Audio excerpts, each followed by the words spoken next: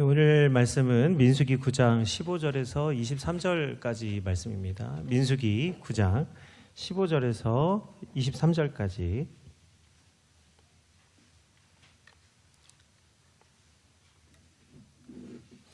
우리 찾으셨으면 한 절씩 교독하겠습니다. 성막을 세운 날에 구름이 성막 곧 증거의 성막을 덮었고 저녁이 되면 성막 위에 불 모양 같은 것이 나타나서 아침까지 이르렀을 때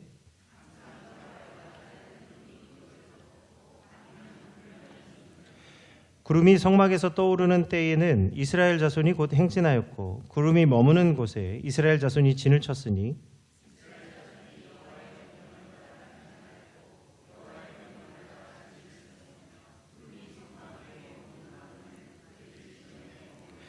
구름이 성막 위에 머무는 날이 오래일 때에는 이스라엘 자손이 여호와의 명령을 지켜 행진하지 아니하였으며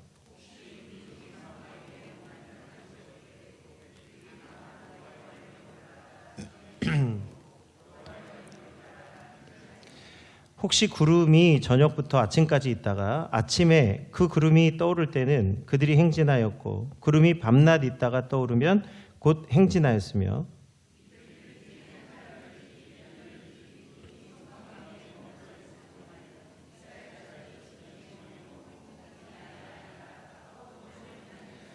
함께 읽겠습니다. 곧 그들이 여호와의 명령을 따라 진을 치며 여호와의 명령을 따라 행진하고 또 모세를 통하여 이르신 여호와의 명령을 따라 여호와의 직임을 지켰더라.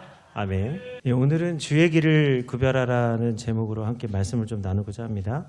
먼저 우리 구역 예배 간지를 지금 계속 간지는 아니고 이게 유인물을 우리 각층 로비에 준비를 해놓았습니다.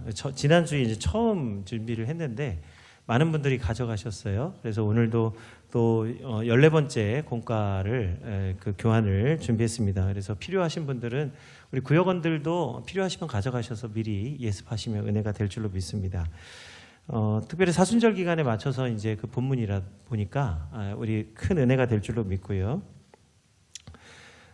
또 우리 네팔 선교도 우리 원로 목사님 잘 다녀오셔서 오늘 오후 예배는 우리 원로 목사님께서 네팔 선교 보고와 또 그 받으신 은혜를 좀 나누는 시간을 갖도록 하겠습니다. 주보 순서하고는 조금 다르지만 원로 목사님께서 또 오늘 오후에 함께 은혜를 나눠주실 줄 믿습니다. 우리 한번 우리 좌우로 한번 인사 나누겠습니다. 오늘 잘 오셨습니다. 환영합니다. 한번 인사하실게요. 할렐루야. 우리가 이제 화마가 지나갔지만 우리 인생에 또 하나님 봄날을 주셔서 우리 장로님도 그렇게 기도하셨지만 우리 인생에 봄날을 주시고 우리에게 세기를 행해 주실 줄 믿습니다. 우리 교회 어떤 집사님과 잠깐 얘기 나누는데 어떤 집에 가면 냉동실에 리모컨이 3개가 나온대요. 냉동실에 이게 리모컨이 어떻게 같은 리모컨이 3개나 나옵니까? 그 이제 TV 보다가 냉동실 문 열고 뭐 꺼내다가 뭐 아이스크림이나 뭐 이런 거 꺼내서 이제 TV를 보다가 먹으려고 하셨겠지만 이제 아이스크림을 꺼내고 리모컨 넣어놓고 그리고 열심히 보고서는 리모컨 어디 갔지? 아이스크림 열심히 먹다 보면 리모컨 못 찾는 거예요. 그래서 어디 갔지? 또 새로 사서 또 그 다음에 또 냉동실 문을 열고 리모컨을 또 넣어놓고 그걸 3번을 반복하셨다는 것 아닙니까? 정말 그 냉장고 냉동실 열어보면 가끔 핸드폰도 나오고 TV 리모컨 나오고 심지어 저도 경험이 있어요. 자동차 키가 냉동실에 넣어놓고 저도 모르게 진짜 딴 생각하다가 전화 받다가 자동차 키 넣어놓고는 냉동실에다 넣어놓고 열쇠를 열심히 찾았다는 기억이 납니다. 우리가 이제 냉동실에 물건을 꺼내려고 집중하다 보면 가끔 내 손에 든 것을 넣고 잊어버리게 되는데 우리 성도님들 이제 오늘 그래서 우리 집에 없어진 물건이 어디 있다?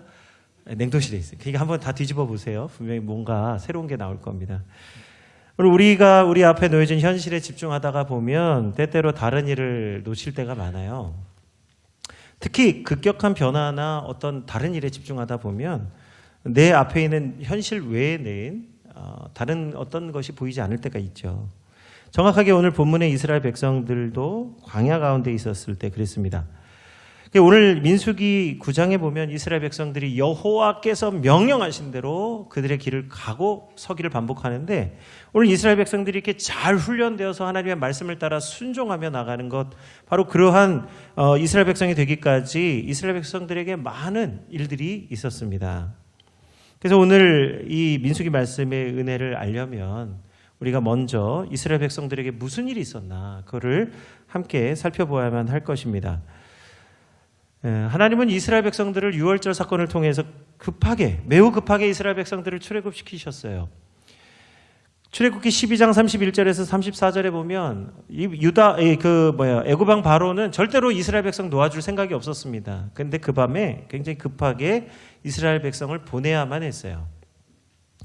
밤에 바로가 모세와 아론을 불러서 이르되 너희와 이스라엘 자손은 일어나서 내 백성 가운데서 떠나 너희의 말대로 가서 여호와를 섬기며 너희가 말한 대로 너희 양과 소도 몰아가고 나를 위하여 축복하라 하며 애굽 사람들은 말하기를 우리가 다 죽은 자가 되었다 하고 그 백성을 재촉하여 그 땅에서 속히 내보내려 하므로 그 백성이 발교되지 못한 반죽 담은 그릇을 옷에 싸서 어깨에 매니라. 바로가 이스라엘 백성들 유월절 사건 때문에 여기서 유월절 사건을 얘기하려면 또 시간이 걸리지만 이미 우리 쭉 말씀을 통해서 유월절 사건에 대한 은혜를 나눴기 때문에 다시 말씀을 안 드려도 되겠습니다만은 바로가 이 유월절 사건을 통해서 얼마나 놀랐던지 이 이스라엘 백성을 급하게 내모는데 이스라엘의 처지가 지금 얼마나 그들의 처지가 갑자기 바뀌었는지를 12장 39절에서 40절에서 잘 말씀하고 있습니다. 그들이 애굽에서부터 가지고 나온 발교되지 못한 반죽으로 무교병을 구웠으니 이는 그들이 애굽에서 쫓겨남으로 지체할 수 없었음이며 아무 양식도 준비하지 못하였음이더라. 이스라엘 자손이 애굽에 거주한 지 430년이라. 무슨 얘기죠? 이스라엘 백성들이 430년 동안 살았던 거처에서 쫓겨났다는 거예요. 너무 갑자기 쫓겨나서 그들이 발교되지 못한 반죽, 그러니까 먹으려고 이렇게 반죽을 해놨는데 우리 빵 만드는 거요. 저는 바로 되는 거로 생각을 했는데 그게 아니에요. 굉장히 오랜 시간 숙성을 해야 돼요. 전날부터 이 밀가루를 채를 쳐서, 지금은 밀가루가 다 돼 있잖아요. 이 당시에는 밀가루가 어디 있습니까? 슈퍼마켓에 가서 밀가루 사는 게 아니고 곡식을 빻아서 그걸 체에 쳐서 고운 가루를 만들고 그거를 반죽해서 거기에 이스트 넣고 발교시켜가지고 그 12시간, 13시간 전날 밤부터 해야 되는 거잖아요. 그런데 이 반죽했지만 부풀어 오르지 못한 반죽을 가지고 무교병을 구워 먹었다는 겁니다. 그런데 얼마나 급하게 나왔던지 양식을 아무것도 준비하지 못하고 쫓겨났다는 거예요. 자기 재산이 있고 자기 거처가 있는데 그 밤에 쫓겨난 거예요. 그래서 그 백성의 그 살림살이 430년 동안 쌓아놓았던 그 살림살이 다 놓고 몸만 나왔다는 거죠. 하나님이 이스라엘 백성을 강권적으로 역사하셔서 광야로 몰아가셨습니다. 그런데 하나님께서 두 가지 길이 있는데 하나님께서는 쉬운 길이 아니라 어려운 길을 인도하여 주셨어요. 첫 번째 쉬운 길은 블레셋 백성을 통과해서 가나안 땅 가는 겁니다. 3, 4일이면 가는 길인데 이곳으로 보내지 않으셨어요. 왜냐하면 블레셋, 정말 강한 족속인 블레셋 족속을 만나면 이스라엘 백성들이 화들짝 놀라가지고 아이고야 우리 돌아가야 되겠다. 우리 애굽으로 돌아가야 되겠다. 오늘 그 마음을 먹을까봐 하나님께서 그 블레셋 사람들의 길로 인도하지 않고 홍해바다 길로 인도하셨어요. 그래서 이 밤에 불기둥으로, 낮에는 구름기둥으로 이스라엘 백성을 밤낮 없이 불철주야 내모시는데, 이들이 그 이스라엘 백성들이 하나님을 쫓아서 왔던 홍해바다 길은 어떤 길이었습니까? 와 보니까 하나님 인도하신 대로 그대로 따라와 보니까 그 길은 더 이상 갈 수 없는 길이었다는 거예요. 이제 길이 없게 되니까 이스라엘 백성들이 모세를 원망하기 시작합니다. 이스라엘 백성들이 출애굽기 14장 11절에서 12절에 보면 이스라엘 백성이 모세를 원망하기를, 그들이 또 모세에게 이르되 애굽에 매장제가 없어서 당신이 우리를 이끌어내어 이 광야에서 죽게 하느냐? 어찌하여 당신이 우리를 애굽에서 이끌어내어 우리에게 이같이 하느냐? 우리가 애굽에서 당신에게 한 말이 이것이 아니냐? 이르기를 우리를 내버려둬라. 우리가 애굽 사람을 섬길 것이라 하지 아니하더냐? 애굽 사람을 섬기는 것이 광야에서 죽는 것보다 낫겠노라. 장정만 60만 그 밤에 쫓겨나서 오늘 이 애굽 바다까지, 그 홍해 바다까지 쫓겨왔는데, 하나님 인도하심으로 왔는데 와 보니 이 국민 안에는 두 국민이 있는 거예요. 모세의 인도함을 따라서 하나님을 바라보며 온 국민도 있었지만 이 60만 아내는 장정만 60만 아내는 우리가 애굽에서 말할 때 왜 듣지 않았냐? 분명히 이런 일이 일어날 거라고 얘기하지 않았냐? 우리가 이 애굽 사람을 섬기는 게 낫지 괜히 따라 나섰다가 광야에서 다 죽게 되는 것 아니냐? 이런 말 하지 않았냐는 거예요. 근데 진짜 그 염려가 현실이 되었다. 이 하나님이 인도하시는 이 길에 두 국민이 있었다는 거예요. 백성들이 그런데 살 길이 보이지 않게 되니까 차라리 종으로 사는 게 더 낫지 않았냐. 우리가 이렇게 나와서 자유롭게 사는 거 이렇게 힘들고 어렵게 자유롭게 살기보다는 종으로 먹고 마시면서 잘 사는 게 낫지 않냐. 먹을 것이 있고 입을 것이 있는 곳에서 사는 게 낫지 않겠냐. 이 말이죠. 바로 그 일 때문에 모세를 원망합니다. 그런데 모세는 오늘 하나님께서 인도해 주신 이 홍해바다 앞에서 여호와께서 세기를 행하실 것을 믿고 선포합니다. 하나님이 말씀하셨기 때문에. 오늘 출애굽기 14장 13절의 말씀입니다. 모세가 그 백성에게 선포하는 말씀은 모세가 백성에게 이르되 너희는 두려워하지 말고 가만히 서서 여호와께서 오늘 너희를 위하여 행하시는 구원을 보라. 너희가 오늘 본 애굽 사람을 영원히 다시 보지 아니하리라. 종으로 살 때에 자신들을 지배했던 그 애굽 사람을 두려워하던 이스라엘 백성들을 향해서 너희가 여호와의 구원하심을 본다. 다시는 너희가 이 백성을 보지 아니하리라. 그리 말씀을 선포하고 모세가 손에 든 지팡이를 바다를 향해 내밀 때 하나님께서 홍해 바다를 둘로 갈라 주셨습니다. 이스라엘 백성들이 하나님이 새 길을 바다의 길을 내신 그 길을 따라서 바다를 건너자 애굽의 군대도 이스라엘 백성을 쫓아서 그 길로 들어오게 됩니다. 그런데 이 길은요. 똑같은 길이지만 전혀 다른 길이에요. 이스라엘 백성에게는 하나님이 열어놓으신 살 길이요. 애굽 백성에게는 하나님께서 심판하시는 이 심판의 길이 되었어요. 그래서 애굽의 군대는 그날 그 홍해 바다에서 모두 수몰되어서 죽게 됩니다. 반대로 이스라엘 백성들은 한 사람도 죽지 않고 살아서 하나님의 구원하심을 맛보게 되었습니다. 홍해 바다는요. 하나님의 구원과 심판을 나타내는 생명의 길, 심판의 길이에요. 그렇게 첫째 달 15일에 애굽에서 나온 이스라엘 백성이 만 한 달 되는 둘째 날 15일에 신광야에 도착하게 됩니다. 한 달 만에 이제 그 바다를 건너서 광야에 들어오게 됐어요. 그런데 하나님께서 광건조로 역사해 주셔서 광야길에 이제 애굽을 떠나서 완전히 새로운 길을 떠난 새로운 길에 도착한 이스라엘 백성은 거기서 또 모세와 아론을 원망합니다. 이 한 달 동안 이스라엘 백성들이 광야에서 경험한 것은 무엇이냐? 하나님의 구원하심을 맛보았지만 동시에 음식을 배불리 먹어보지 못했어요. 그도 그럴 것이 양식을 준비하지 못하고 나왔으니까 광야길에서 배부르게 먹을 일이 없었던 것이죠. 그래서 출애굽기 16장 3절에 이스라엘 백성들이 다시 원망합니다. 이스라엘 자손이 그들에게 이르되 우리가 애굽 땅에서 고기 가마 곁에 앉아 있던 때와 떡을 배물이 먹던 때에 여호와의 손에 죽었더라면 좋았을 것을 너희가 이 광야로 우리를 인도해 내어 이 온 회중이 줄여 죽게 하는도다.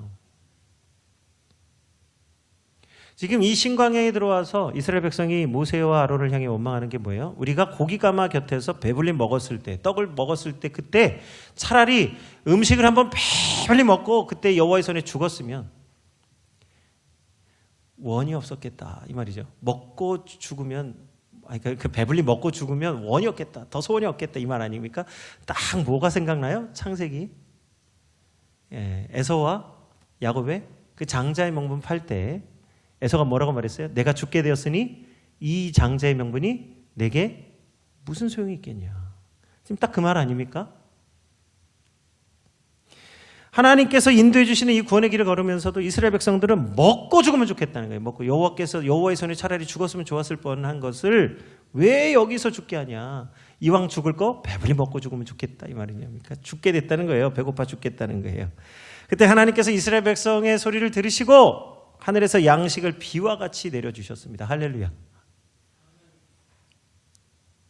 갑자기 뜬구름인가요? 하늘에서 음식이 비처럼 내린다는 말씀이? 오늘 이 홍해바다 사건과 이 하늘에서 양식이 내리는 사건은 실제로 이스라엘 백성의 임한 사건이에요. 그렇지 않으면 장정 60만이 어떻게 광야에서 40년을 살 수 있습니까? 이 말을 믿지 못하면 이스라엘의 그리고 하나님 인도하신 하나님과 오늘 우리에게 구원을 베풀어 주신 하나님을 믿지 못하는 것과 동일한 것이에요.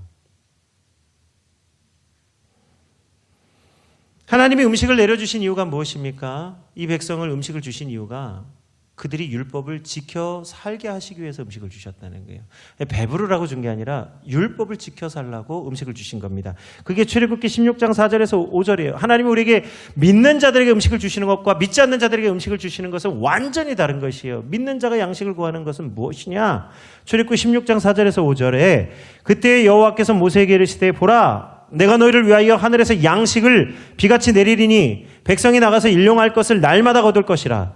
이같이 하여 그들이 내 율법을 준행하나 아니하나 내가 시험하리라. 여섯째 날에는 그들이 그 거둔 것을 준비할지니 날마다 거두던 것에 갑절이 되리라.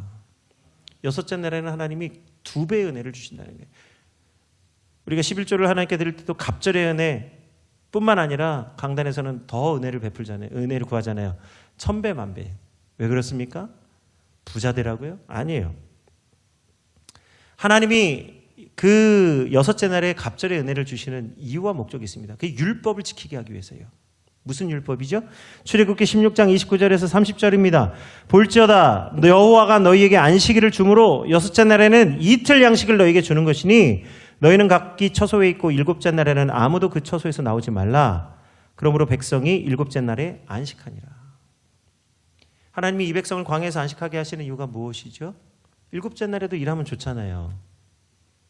그러나 오늘 안식일 날 안식하게 하시는 이유가 뭡니까? 이 백성이 끊임없이 양식을 구하며 먹을 것을 구하며 광야에서 방황하고 있잖아요.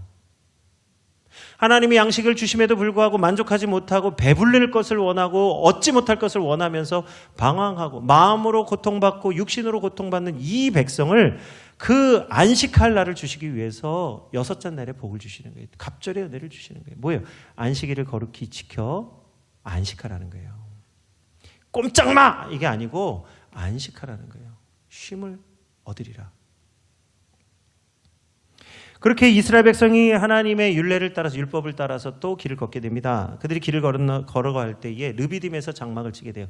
이 르비딤에 장막을 칠 때는 마실 물이 없어서 또 원망합니다. 이 앞전에는 먹을 것이 없어서 원망하더니 이제는 마실 물이 없어서 모세와 다투어 물을 달라고 요청합니다. 다투었어요. 출애굽기 17장 3절입니다. 17장 3절. 거기서 백성이 목이 말라 물을 찾음에 그들이 모세에게 대하여 원망하여 이르되 당신이 어찌하여 우리를 애굽에서 인도해 내어서 우리와 우리 자녀와 우리 가축이 목말라 죽게 하느냐. 이에 모세가 하나님 앞에 기도해서 간구해서 하나님의 응답을 받습니다. 너는 가서 이스라엘 백성의 목전에 반석을 쳐서 물이 나오게 하라. 생수가 나오게 하라. 반석을 딱 쳤더니 거기서 물이 솟아서 나오는데 생수가 되는 거예요. 근데 여기서 생수는 반석에서 나왔지만 생수의 근원은 누구이십니까? 하나님이신 거예요. 생수의 근원 되신 하나님이 아무것도 없는 광야 반석에서 물을 내게 하여 주셨습니다. 이 반석에서 나온 물이 그들과 이스라엘 백성과 그들의 자녀와 그들의 가축까지 먹고 남을 만큼 충분한 생수의 강이 흘러넘치게 하신 것이에요. 이미 말씀을 주의 깊게 들으신 분들은 눈치가 이미 있을 거예요. 이스라엘 백성들이 반복적으로 지금 하는 말이 있습니다. 반복적으로 계속해서 원망할 때 반복적으로 나오는 말이 있는데 그게 뭐냐면 애굽에서 왜 인도에서 여기서 죽게 하느냐. 상황과 원인은 다 달라요. 그런데 그 불평하는 목적은 똑같습니다. 왜 애굽에서 인도하여 여기서 죽게 하느냐. 이들이 반복적으로 하는 말이 뭐냐면 애굽을 그리워하고 있다는 거예요. 하나님께서 이들을 강권적으로 역사하셔서 광야 가운데 옮겨놓았더니 이들이 계속해서 옛날 430년 동안 종살이했던 그 애굽 땅을 그리워하고 있었다는 겁니다. 분명히 하나님은 아브라함과 이삭과 야곱을 통해서 430년 동안 너희가 애굽에서 종살이하겠지만 때가 되면 내가 너희를 건져내겠다 약속해 주셨거든요. 이들은 언약을 바라보지 않고 자신의 옛날을 바라보면서 옛길, 옛날에 살았던 그 길을 지금 구하고 있는 거예요. 그것이 애굽, 우리를 인도하여 여기서 죽게 한다. 무슨 얘기입니까? 우리가 예배를 드리지만 하나님의 말씀을 따라서 예배드리지 않고 계속해서 우리의 옛 경험, 우리의 생각, 우리 손에 가지고 있는 것을 의지해서 예배드리는 사람들이 계속 있다는 거예요. 하나님이 오늘 이 시간 우리 가운데 새로운 길을 말씀하시는데도 불구하고 그 말씀 듣지 못하고 계속해서 습관을 따라, 구습을 따라, 옛날 옛적을 따라서 신앙생활하는 사람들이 오늘 이스라엘 백성 가운데 있습니다. 그래서 하나님께서 이 물 때문에 싸운 이 장소를 마사 또는 무리바라 하셨는데, 이는 이스라엘 백성이 여호와를 시험하여 우리 가운데 하나님이 계시나 안 계시나 시험했다는 거예요. 무슨 얘기입니까? 우리가 애굽에 있을 때가 좋았는데 왜 광야에서 죽게 하냐? 하나님이 계신가 안 계신가 희미했다는 거예요. 애굽에 익숙했던 이스라엘 백성은 여전히 하나님이 자신들과 함께 하시는지 알지를 못했고 믿지를 못했습니다. 그런 가운데서도 계속 하나님께서는 길을 인도하시고 하나님이 놀라운 능력을 베풀어 주셨어요. 그렇게 이스라엘 백성들이 출애굽한 지 3개월 만에 시내 광야에 도착하게 됩니다. 이스라엘 백성이 광야의 진을 치고 있을 때 모세는 그 시내산에 올라가 하나님의 율법을 받아서 준비하고 있었어요. 그 이스라엘 백성을 위해서 40주야를 모세가 시내산에서 하나님과 대면하고 있을 때 이스라엘 백성들은 모세가 내려오지 않으니까 어떻게 할지 알지를 못했어요. 길을 몰랐다는 거예요. 그렇게 되니까 두려움에 빠졌습니다. 그래서 한 일이 뭡니까? 출애굽기 32장 1절이에요. 백성이 모세가 산에서 내려옴이 더딤을 보고 모여 백성이 아론에게 이르러 말하되 일어나라, 우리를 위하여 우리를 인도할 신을 만들라. 이 모세 곧 우리를 애굽 땅에서 인도하여 낸 사람은 어찌 되었는지 알지 못함이니라. 하나님이 이스라엘 백성을 인도해 가시는데 3개월 동안 하나님의 강권적인 역사를 경험하고도 이스라엘 백성은 하나님이 아니라 모세에 의지했어요. 모세를 의지하고 모세가 사라지니까 두려워하고 염려했어요. 하나님이 아니라 사람 의지하는, 환경 의지하고, 감정 의지하고, 이게 두렵다. 그러니까 빨리 신을 만들어내라. 지금 이스라엘 백성들이 광야에서 뭘 경험하고 있어요? 감정, 사람 의지하고, 환경, 이런 것을 보면서 계속 원망, 불평하고 있는 거예요. 그런데 이들은 하지 말아야 될 일까지 하게 됩니다. 결국은 애굽을 그리워하더니 이제는 하나님을 애굽에서 예배했던 신으로 바꿔버리는, 다시 말하면 절대로 해서는 안 될 일을 살아계신 하나님을 우상과 바꿔버리는 죄를 범하게 되는 거예요. 모든 죄는 사하심을 받되 성령을 회방하는 죄, 하나님을 모독하는 죄는 사함을 받지 못한다고 말씀하는데, 오늘 이 백성이 이제 하나님의 심판을 받아 광야에서 다 죽게 생겼어요. 모세가 내려와 보니 이 백성이 이제 완전히 죽게 되었거든요. 끊어져 버렸어요. 그때 하나님께 모세가 간구하여서 하나님 긍휼을 베풀어 주옵소서, 차라리 제 목숨을 걷어가시고 이 백성을 살려주옵소서, 그렇게 기도하는 모세의 그 온유함,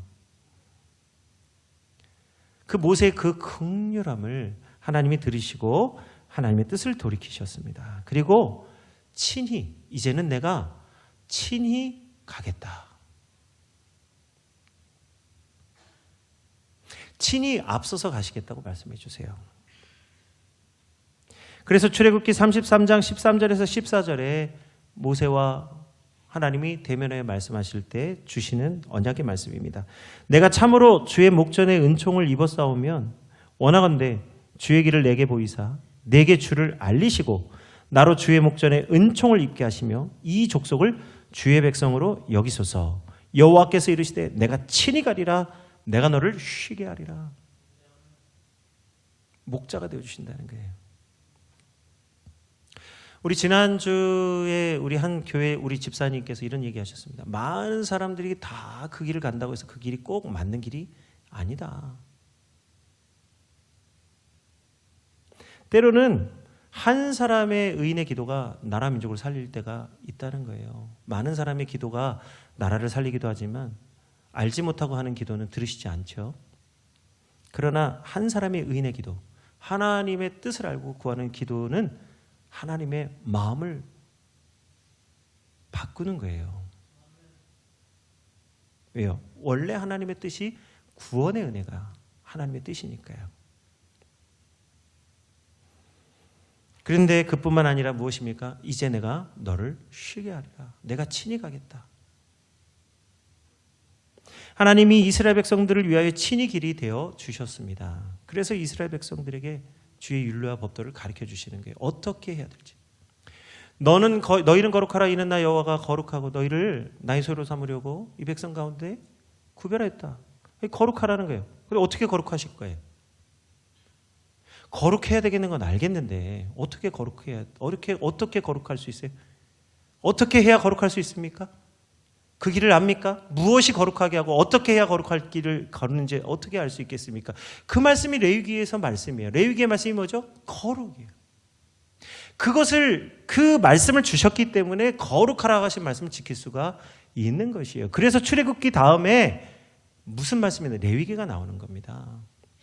그리고 내가 너희를 위하여 친히 길이 되어주겠다. 너희는 나를 따르라고 말씀하신 그 하나님의 길을 어떻게 따라갈 수 있습니까? 그 길을 보여주시는 것이, 그 길을 갈 수 있도록 제도와 법도를 만들어주신 것이 민수기 말씀이에요. 그러니까 오늘 이 이스라엘의 역사를 통해서 왜 하나님이 레위기와 민수기의 말씀을 주시는지를 알면 레위기, 민수기 말씀을 읽을 때 우리의 마음이 새로워지는 거예요. 이걸 모르고 읽으면 레위기 말씀과 민수기 말씀은 지루합니다. 빨리 넘어가고 재밌는 말씀으로 가야겠다. 그래서 신명기도 넘어가고 여호수아 말씀으로 가는 거예요. 사건 사고 막 나는 그 재밌는 장면들, 이야기. 그러나 오늘 그 이야기가 바탕이 되는 본질이 오늘 레위기, 민수기에 있는 거예요. 그 가운데서도 오늘 레위기는 이스라엘과 함께 하기 위한 거룩에 대한 말씀이요, 민수기는 하나님과 함께 가나안에 들어갈 수 있도록 해주신 말씀인데, 그 중에서도 오늘 가장 핵심이 되는 오늘 본문의 말씀이 민수기 9장 22절로 23절의 말씀입니다. 우리 온 성도들이 함께 오늘 이 말씀을 다시 한번 합독해 보겠습니다. 22절 23절의 말씀입니다. 이틀이든지 한 달이든지 1년이든지 구름이 성막 위에 머물러 있을 동안에는 이스라엘 자손이 진영에 머물고 행진하지 아니하다가 떠오르면 행진하였으니 곧 그들이 여호와의 명령을 따라 진을 치며 여호와의 명령을 따라 행진하고 또 모세를 통하여 이르신 여호와의 명령을 따라 여호와의 직임을 지켰더라. 어떻게 지키냐? 명령을 따라요. 명령을. 그게 무엇인지를 알아야 따를 수 있으니까 오늘 이 말씀, 레위기, 민수기, 신명기 말씀이 나오는 거예요. 스토리보다 더 중요한 게 뭐냐? 하나님의 말씀이에요. 미국의 오크힐스 교회를 담임하는 바이올라 윌덴이라는 목사님이 있습니다. 웨이메이커스라는 아주 유명한 찬양이 있는데 바로 그 찬양의 근본이 되는 신앙 고백을 하신 목사님이에요. 이분이 길을 만드시는 하나님, 웨이메이커스 하나님, 그 하나님을 찬양했는데 이렇게 말합니다. 만약 홍해 바다가 당신 앞을 가로막고 있고 왼쪽에는 산이 있고 오른쪽에는 광야가 있으며 뒤에는 애굽 군인이 말을 타고 쫓아온다고 한다면 그때가 하나님을 찬양할 시간입니다. 왜냐하면 그 상황은 하나님이 길을 만드시는 시간이기 때문입니다. 우리가 살아가면서 때때로 길이 막힐 때가 있어요.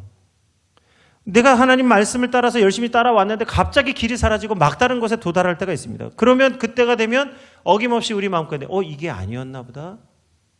그리고 후회할 때가 있죠. 차라리 그냥 내 생각대로 할 걸. 그런 생각이 찾아올 때가 있어요. 그러나 그 자리가 후회하고 염려할 자리가 아니라 오히려 더 하나님을 의지하고 길을 만드시는 하나님을 만날 때라는 거예요. 우리가 생각하지도 못하고 보지도 못했던 새 길을 행하시는 여호와 하나님을 만날 때입니다. 능력의 하나님, 창조의 하나님을 만나는 시간이 길이 끝나는 지점이라는 거예요. 이사야서 43장 16절 19절의 말씀입니다. 나 여호와가 이같이 말하노라. 바다 가운데 길을 큰 물 가운데 지름길을 내고 반드시 내가 광야의 길을 사막의 강을 내리라. 하나님은 길을 만드시는 분이십니다. 내 삶의 가장 좋은 길이 무엇인지를 알고 나를 인도해 주시는 분이세요. 그래서 길이 막혔다고 한다면 새 길을 열어주시고 또 그 길을 걸어갈 수 있도록 우리와 함께 하여 주십니다.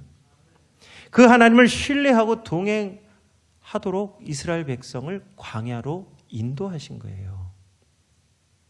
불평하고 원망하도록 먹지 못하고 자지 못하고 수고롭게 하기 위해서 그것을 인도하신 것이 아니라 그것을 통해서 하나님의 뜻을 깨닫고 가나안 땅에 갈 수 있도록 광야를 지나야만 가나안에 갈 수가 있는 거예요. 그래서 모든 막힌 길이 열리고 새로운 시온의 대로가 펼쳐지는 은혜가 광야에서 길을 만드시는 하나님의 은혜입니다. 그러나 우리가 때때로 열심히 길을 가야 할 때도 있지만 이틀이든지 한 달이든지 1년이든지 멈춰서야 할 때도 있는 거예요. 멈춰서는 것이 잠깐이 아니라 1년 이상 멈춰야 될 때도 있다고 오늘 민수기서에 말씀하고 있어요. 끊임없이 나가는 것도 중요합니다. 목표를 향해서. 그러나 목표를 향해서 나가다가 멈춰야 할 때를 아는 것이 더 큰 지혜입니다. 멈춰야 할 때를 알아야 되는 것은 왜냐하면 멈춰야만 새로운 길이 보이기 때문이에요. 한 길로만 계속 가고 있으면 다른 새로운 길이 있는지를 알지 못하는 거예요. 아름다운 동행이라고 하는 글에 실렸던 내용입니다. 잠시 멈출 줄 아는 사람은 지혜로운 사람이다. 예수님도 분주한 사역 중에 멈추는 시간을 가지셨다. 잠시 멈추는 시간을 갖기 위해 예수님은 홀로 산으로 떠나셨다. 삶은 계속해서 앞으로 나가야만 하는 것은 아니다. 때로는 잠시 멈출 줄도 알아야 된다. 중국의 수나라 학자 왕통은 삶에는 나가는 길만 있는 게 아니라 멈춰야 할 때도 있다고 말했다. 잠시 멈추는 것은 시간 낭비가 아니다. 멈추는 시간이 오히려 성장의 시간이 되는 것이다. 역도 선수가 바벨을 들어 올리는 모습을 보면 잠시 멈추는 순간이 있다. 역도 선수는 자기 몸무게보다 훨씬 무거운 바벨을 들어 올린다. 바벨을 어깨 또는 허벅지까지 올린 다음에 잠깐 멈춰서 심호흡을 한다. 그리고 순식간에 머리 위로 불끈 들어 올린다. 그런데 그 멈춘 그 순간에 집중하지 않으면 바벨을 결코 들어 올릴 수 없다. 역도 선수의 승패는 멈추는 시간에 결정되는 것이다. 심호흡은 쉬는 게 아니라 바로 힘을 끌어모으기 위해서 충전하는 시간이라는 거예요. 숨 고르기. 오늘 우리 그리스도인들의 멈춤도 그와 같은데 주의 일을 감당하기 위해서 멈추는 것입니다. 우리가 잠시 쉬고 멈추는 시간이 있죠. 우리가 열심히 하다 보면 어느 순간 멈춰고 쉴 때가 있어요. 내가 열심히 하던 일을 내려놓을 때가 있는 것이죠. 그때가 무엇입니까? 바로 하나님의 음성을 듣는 시간이요. 하나님의 인도를 받기 위해 준비하는 시간이라는 거예요. 나아감과 동시에 멈출 줄 아는 사람이 지혜로운 사람입니다. 잠시 멈춰서서 지금 내가 어디에 서 있고 내가 나아갈 길이 무엇인지를 보는 사람이 지혜로운 것이에요. 앞만 보고 열심히 달려가다가 길이 끝나는 그 지점에 당황하는 사람이 아니라 그 길을 달려가다가 잠시 멈춰서서 자신이 가야 될 길을 끊임없이 바라보는 그 사람이 진정으로 지혜 있는 사람입니다. 그것이 오늘 하나님 앞에서 이틀, 한 달, 한 1년을 멈춰섰던 이스라엘 백성들의 시간이었다는 거예요. 광야의 40년은 어찌 보면 이스라엘 백성들에게는 고난의 시간이지만 그 40년이 가나안 땅에 들어가도록 하시는 하나님이 준비하시는 시간이었다는 겁니다. 지금 이 순간에도 어떤 분들은 인생의 혹독한 시련으로 잠시 멈춰서 있는 분들이 있을 것이고 또 외부의 고통뿐만 아니라 마음의 고통으로 그 자리에 멈춰서 있는 성도님들도 있을 수 있습니다. 지금 우리가 이 인생 가운데 멈춰서 있을 때 우리가 무슨 길을 택해야 되겠습니까? 많은 사람들이 인생을요, 바다에 표류하는 배나 산에 올라가는 사람을 비유하기도 합니다. 이 산에 올라가는 것은요, 정상을 바라보고 가고 배는 항구를 바라보고 가기 때문에 목표가 분명합니다. 그러나 오늘 우리 믿는 성도들은 인생을 광야로 비유합니다. 광야라고 하는 것은 이 땅의 어느 한 지점을 향해서 가는 게 아니라 영원하신 하나님을 바라보고 가는 길이기 때문에 이 땅에서 보이지 않는 길이죠. 그러니까 광야 같은 거예요. 그런데 믿는 분들은 인생을 광야로 비유하는 이유가 무엇입니까? 광야에 들어서게 되면 비로소 그곳에서 내 인생의 길이 잃어버리고 거기서 하나님을 만나기 때문이에요. 그 바다나 광야는요, 길이 보이지 않기 때문에 정확한 길로 가려면 나침판을 의지해야 됩니다. 만약에 바다나 광야에서 사람 의지하고 이 길로 가면 돼! 하고 그 사람 믿고 따라가다 보면 잘못 갈 수가 있어요. 또 환경을 바라보면서 따라가다 보면 길이 사라질 때가 있습니다. 여기가 맞는 것 같은데? 하고 가다 보면 아닐 때가 얼마나 많습니까? 또 감각 따라가면 야, 내가 이렇게 보니까 이게 확실한 것 같아. 어릴 때 보니까 손바닥에 침 탁 뱉어놓고 어디로 가야 될지 어느 곳으로 갈까요? 알아맞혀 보십시오. 하고도 의심이 되니까 동댕까지 하잖아요. 이게 뭐예요? 이게 뭐 여러 가지를 겹쳐가지고 내가 가는 길이 확실하기를 원한다 이거 아니에요. 그리고는 또 뭐예요? 그리고 그렇게 해놓고도 침 팍 뱉고는 팍 쳐가지고 점치잖아요. 야, 길을 이 두 갈래를 선택하는데도 이렇게 신중한데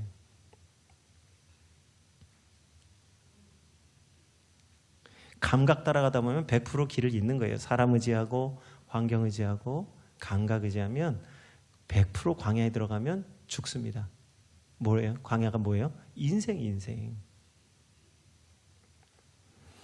그렇다면 우리 인생이 광야 같은 우리 인생이 우리가 분명한 목적을 가지고 나가려면 나침판과 같은 변하지 않는 진리가 있어야 돼요. 그게 뭐예요? 하나님의 말씀이요. 정말로 지금 2025년도의 대한민국이 광야예요. 길이 보이지 않잖아요. 그죠? 여러 가지 길이 보이는데 그건 길이 없는 거하고 똑같은 거예요. 무슨 말씀인지 이 말씀을 드리는 걸 잘 아실 겁니다. 대한민국에는 하나님의 말씀의 진리가 세워져야만 대한민국이 될 수 있는 거예요. 그래서 올해 어쩌면 하나님께서 우리 교회 표를 진리로 거룩하게 하옵소서. 아버지의 말씀은 진리입니다.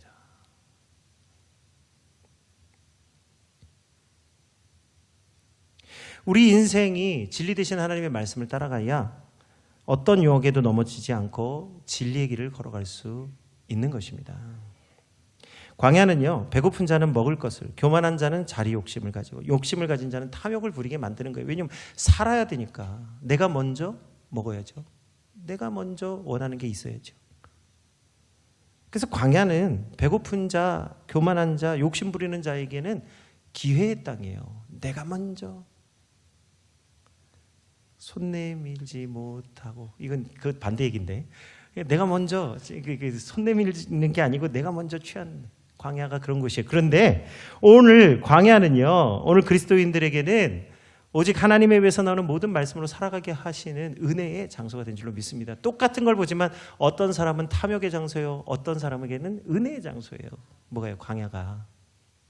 그래서 광야는 떡과 고기와 마실 물을 구하는 길이 될 수도 있지만, 광야는 본질적으로 광야를 벗어나서 살 길을 향해 나갈 수 있는 생명의 길을 나타내기도 합니다. 무엇을 구하느냐에 따라서 길이 달라지는 것이 광야길이라는 거예요. 이 광야를 벗어나기 위해서 때때로 계속 걸어야만 될 것 같지만 오늘 성경은 말씀합니다. 때로는 이틀, 한 달, 1년을 하나님 앞에서 멈춰서야 할 때도 있다. 바로 이 나아갈 길과 멈춰서야 될 길을 구별하는 것이 바로 오늘 우리 성도들에게 주시는 하나님의 은혜가 된 줄로 믿습니다. 멈춰야 될 때 멈추고 가야 할 때 가야 하는 것이죠. 오늘 그 주님과 함께 할 때에 우리가 구하는 모든 것이 주님 안에 있습니다. 내 소원을 만족하게 하시고 내 청춘을 독수리같이 새롭게 하여 주시는 하나님이십니다. 주의 오른손에는 장수가 있고 주의 왼손에는 부귀가 있으며 주의 앞에는 충만한 기쁨이 있고 주의 오른쪽에는 영원한 즐거움이 있습니다. 오늘 우리를 인도해 주시는 그 예수 그리스도의 길, 길이요 진리요 생명이 되시는 이 사순절 기간에 그 예수 그리스도를 따라가시는 복된 성도들 되시기를 주의 이름으로 축원드립니다. 함께 우리 찬양 드리겠습니다. 나의 가는 길.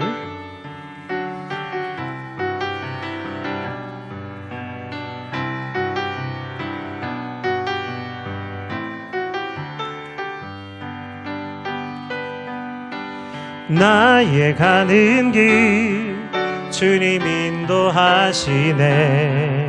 그는 보이지 않아도 날 위해 일하시네.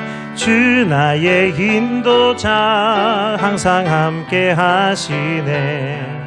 사랑과 힘 베푸시며 인도하시네.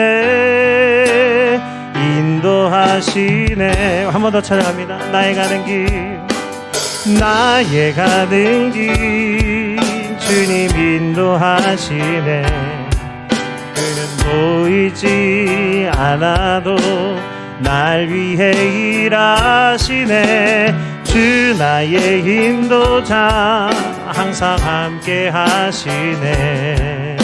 사랑과 힘 베푸시며 인도하시네. 인도하시네. 광야의 길을 만드시고 날 인도해. 사막의 강 만드신 것 보라. 하늘과 땅 변해도 주의 말씀 영원히 내 삶 속에 새 일행하리. 나의 가는 길 주님 인도하시네. 그는 보이지 않아도 날 위해 일하시네. 주 나의 인도자 항상 함께 하시네. 사랑과 힘 베푸시며 인도하시네.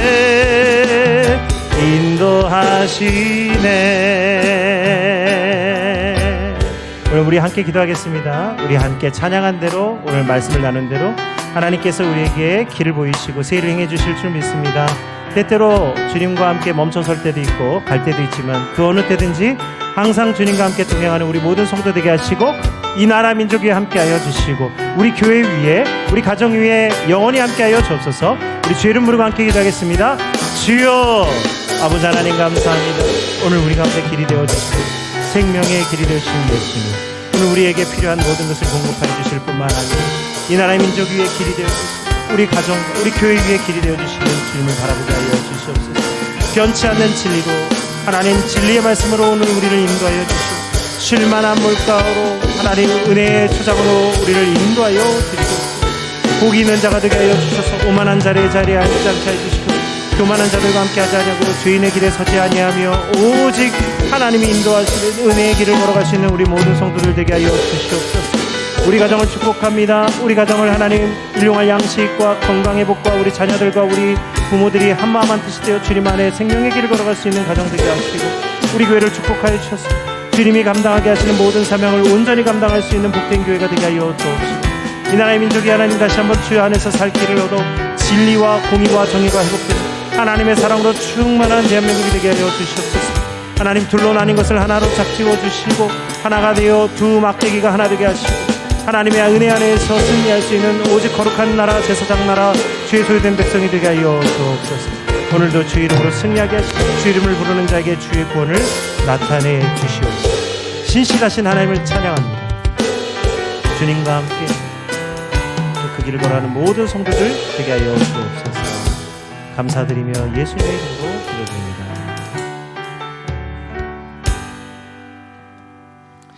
사랑해 주님 감사합니다. 오늘 우리에게 길이요 진리요 생명이 되신 예수 그리스도를 믿고 따르게 하시니 감사합니다. 너희는 죽은 자는 죽은 자에게 장사하게 하고 너는 나를 따르라 말씀하신 대로 오늘 나시린의 규례를 따라서 우리를 거룩하고 정결하게 하여 주의 길로 달려가게 하여 주옵소서. 때로는 주님도 하나님 우시고 주님도 홀로 한적한 곳에 가서 기도하시고 주님도 죽음을 맛보시고 3일 동안 무덤에 머무셨습니다. 하나님 우리 성도들도 하나님 잠시 달려가던 길을 멈춰서서 주의 은혜를 구하며 다시 한번 새 길을 하나님 준비하는 성도들이 되게 하여 주셔서 주의 죽으심과 함께 주의 보라심을 맛볼 수 있는 복된 성도들 되게 하여 주시옵소서. 특별히 이 사순절 기간에 은혜를 주셔서 다시 한번 부활의 생명이 우리 가정과 우리 교회와 이 나라 민족 위에 충만하게 역사하실 줄로 믿습니다. 우리와 함께 하시는 예수 그리스도의 이름으로 감사하며 기도드립니다. 아멘.